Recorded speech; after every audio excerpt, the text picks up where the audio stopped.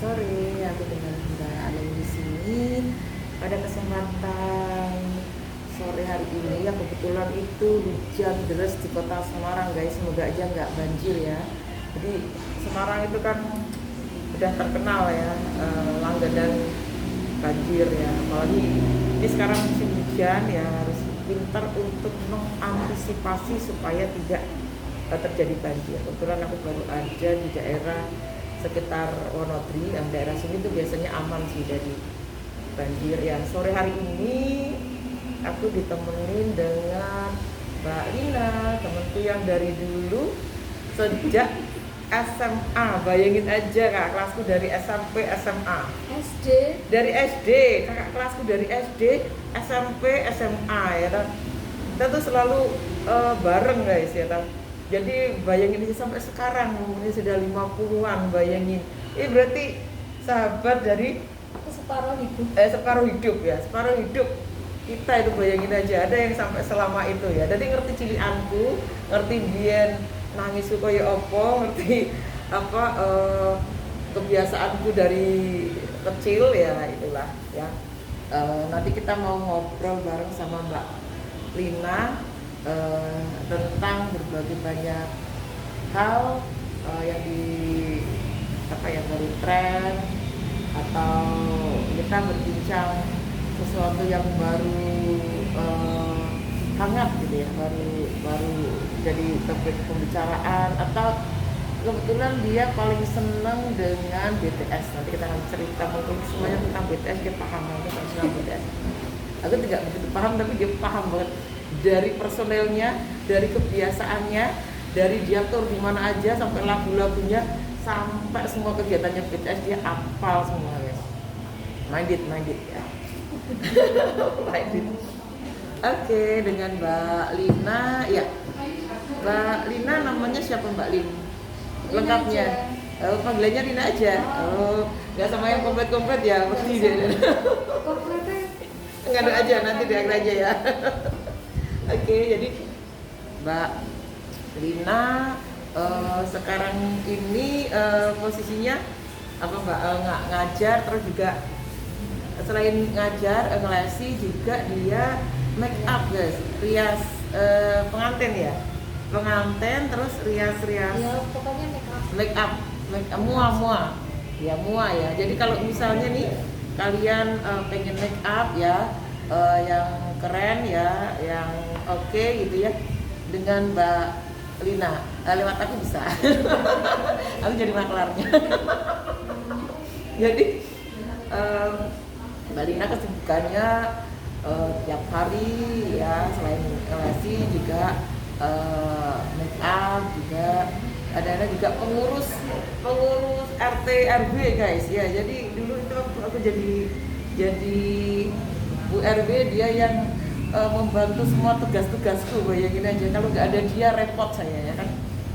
Saya kerja di RW, golek iron-irone mumet ya, ngurusi warga, sementara saya nggak ada di kota Semarang ya.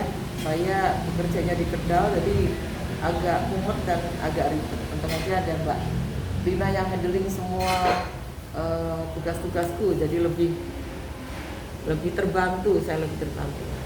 Oke Mbak Lina, sore hari ini kita mau cerita tentang apa Mbak? ngobrolin apa? Ngobrolin tentang BTS semua aja deh Mbak. Dia senang dengan BTS. Lagi excited sama saya di mana sekarang. Oh. Pendaki yang tersesat itu ya. Oh iya Mbak Lina baru kita mau bicara dan cerita tentang pendaki yang tersesat ya. Di Gimana tahu? Gunung sama. Lalu tersesat di Gunung Slamet. Itu gimana tuh Mbak ceritanya Mbak? Aku malah baru dengar. Itu anak dari Magelang. SMA berapa ya? SMA 5 naik gunung. Terus Izinnya sama orang tua itu ke Gunung Sumbing. Tapi tahu lewat di ibu itu apa ya, kayak diet gitu Pak. Dia udah sampai di atas. Selamat tuh bilang gini, Ibu aku tersesat di Gunung Slamet, anginnya badai gitu ya. Orang pasti batin gini kok, di gunung kok ngomongnya kayak gitu ya. Akhirnya apa yang dia mau kan terjadi lagi, dia tersesat. Oh, saat itu ya. Berdua sama temennya, Ah, temennya bilang kakinya sakit, terus si sakit ini diminta turun buat nyari pertolongan. Safik ya namanya ya. Safik Ali, ya, Safik Ali, oh, ya. Safik Ali. Oke. Terus mungkin sampai jamnya kan tiap naik itu kan mesti lapor, sampai jamnya kok nggak ada pingsan naik. Mau si mana ini dia bilang katanya Di atas. mungkin nggak ketemu. Terus akhirnya dicari Ah, dicari sama pertama kan si tim SAR itu 2 hari golden Yeah. golden apa ya, golden hournya kan 2 hari, sama kayak yang Naomi anak SMK 3 dulu. 2 hari terus ketemu kan. Iya. Terus dia Posisinya kan, juga. kalau ya. Naomi dia kan diem nggak gerak. Heeh. Itu dia selamatnya itu dia diem di tempat nggak bergerak. Jadi rombongannya ngerti jalurnya di mana. Nah, yang si Safik ini sepertinya dia gerak, dia bergerak gitu loh. Nyari karena di sana kan juga mungkin dingin, nah nganu juga kan dari semua hipotermia ya, hipotermia di gunung itu ya seringnya Baru sekali hipotermia. nggak pakai guide, Baru sekali kepedean ya nggak pakai guide ya. ke Selama nggak pakai. Heeh. Ya itu 14 hari nggak ketemu. 14 hari nggak ketemu, perpanjangan 2 hari, sampai aku di IG itu baca yang tim SAR-nya itu sampai dihubungi sama Rara namanya Rara Pawang Hijau atau gimana.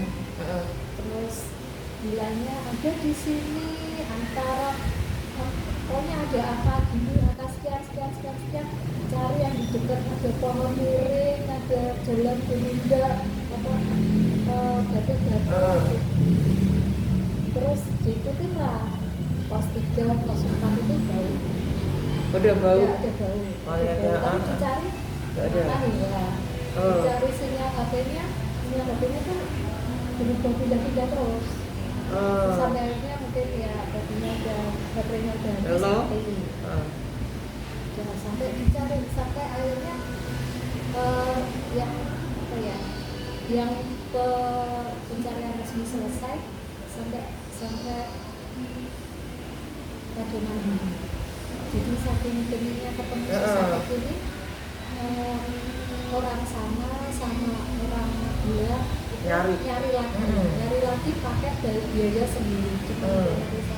Bapaknya sama kakaknya itu juga ikut nyari si Safik itu. Dan mungkin gunung di situ tuh termasuk gunung yang luas banget nggak sih? Tinggi banget apa enggak sih? Gunung luas di sana perawan. Apalagi nggak tahu jalurnya ya. Cuacanya itu Ya, ekstrim. Kalau bilang ya, cuacanya itu persis kayak cewek kalau PMS. Oh, jadi kadang-kadang terang, kadang-kadang gelap ya. Sedih nangis, ngamuk-ngamuk kayak gitu. Nah itu jadi agak susah juga ya, kalau cuaca aja ngikutin cewek yang PMS itu berat ya. Laki-laki nggak bisa. Tahu-tahu 2 menit langsung kabut. Terus tambah ya lumayan lah di nggak tahu, aku nggak lihat, nggak ngikutin berita di TV ya. Sudah lama nggak ngikutin berita di TV. Cuman di IG itu banyak sekali ya detail di situ. Dari yang tadinya belum ikut, terus akhirnya dia bilang mau ikut nyari. Sampai ya, ditemukan nggak? hari ini ditemukan. Jadi itu ingat nggak apa longsor di Cilacap? Longsor Cilacap itu kan ada anaknya juga yang bisa nemuin ini posisinya ada yang di sini ngangkul anaknya, terus yang satu di sini. Itu namanya siapa? Rival. Itu Rival tahu. Di bantuan itu? Enggak, anaknya itu tahu menghubungi, bilang mau ikut bantu nyari. Datang sendiri ke pos, terus udah besoknya datang istirahat langsung naik. Dia bilang dia itu ada di atas, di puncak. Masih di atas ini Di enggak? atas di puncak, pokoknya dekat sama Segara Reji itu di puncak, Oh. di kawah, nggak di bawah, itu nyarinya kan Di sekitar bawah. di apa di yang jurang-jurang itu Hmm. ternyata cari di atas, sepatunya tuh ada tertimbun, sepatunya terlibat. Terus saya itu berapa hari ya? Mungkin 3-4 hari kali ya, dicari di atas. Terus yang kemarin itu ketemu dompet. Dompetnya dia. Nah sebelumnya tuh yang di bawah itu sisa entah tas sepatu entah apa tuh nggak ada Nggak ada. sekali Nggak ada jejaknya gitu nggak ya. ada jejak. Ternyata hilangnya di atas, dicari di bawah, ketemu di atas. Hah? Hilangnya di atas, nyarinya di bawah. Iya, ketemunya gambar. di atas pos Apalagi 9, banyak itu. di atas pos 9, tapi nyarinya di pos 34 itu Ya, tuh. terus sampai tahun baru selanjutnya nggak bakal ketemu. Hmm. Nah, tapi akhirnya ini sampai melibatkan ratusan orang loh untuk Iya, mencarinya. sampai yang rombongan dari Magelang itu pulang dari situ kecelakaan. Nyarinya itu ya. Nah, pulang ke Pulangnya ya. perjalanan kecelakaan. Ya Allah, saat gitunya ya. Dia Iya. sampai ya Himawan itu sampai ditanya itu terakhir mungkin kemarin Himawannya itu gimana? Sebenarnya tuh gimana kalau kronologinya? Terus akhirnya dia bilang dia sempat tertidur terus bangun kok temennya lama nggak anu, dia nggak nyari ke atas karena dengar suara kayak dipanggil Dar. Manggil Himawan ngomong siapa, pokoknya ada Dar. Dia nyari ke atas terus nggak ada. Hanya kayak suara aja ya, ada sering ya kalau di gunung atau di tempat-tempat tertentu itu kita merasa kayak dipanggil-panggil. Entah itu kadang-kadang tuh nggak bener apa hanya suara-suara bisikan di telinga. Makanya kalau naik gunung itu persiapan yang penting itu sepanjang jalan itu memang harus kita doa guys. Doa, zikir, apapun tuh nggak boleh bener-bener blank, karena kalau blank itu bahaya. Paling utama itu izin musik bener. Ya. Izin orang tua tuh yang bener. Iya. Kalau mau ke A ya ke A, jangan ke A tapi bilangnya ke B. Iya. Kan orang tua juga bingung gitu ya. Dan izin restu orang tua itu kalau orang tua bilang jangan. ya jangan, karena biasanya ada sesuatu, feeling orang tua itu kuat gitu ya. Karena anak-anak zaman sekarang itu seringnya tuh daplek ya. Maksudnya kalau kadang-kadang dikasih tahu sama orang tua itu nggak begitu apa yang gagas, caranya orang itu nggak perhatian. Padahal orang tua itu melakukan sesuatu itu mengizinkan dan enggak itu juga ada alasannya, dan biasanya memang ada teguran dari Allah ya, oh jangan sana, itu biasanya memang ada apa ya, kayak ada feeling, ada firasat gitu. Tapi biasanya anak-anak itu apalagi Gen-Z kayak gitu apa sih, nggak percaya dengan yang namanya feeling orang tua, nggak percaya dengan apa ya, kalau di nggak boleh itu ya, kalau di istilahnya dilarang itu malah tambah dablek ya gitu ya. Kadang-kadang yang kayak disuruh. Kayak disuruh. Jadi kalau disuruh seperti dilarang. Jadi benar-benar terbolak-balik gitu ya. Dan ini yang agak repot ya, agak repot karena kalau sudah di alam gitu tuh ya, tantangannya itu cuaca, tantangannya itu ya suhu, ya kan. Selain itu juga vegetasi tanaman yang begitu rapat, jalur yang tidak terduga ya. Kemudian di samping itu juga kadang-kadang sesuatu yang kasat mata yang bisa mengganggu penglihatan ya, bisa membelokkan penglihatan kita, itu bahaya gitu loh. Kenapa?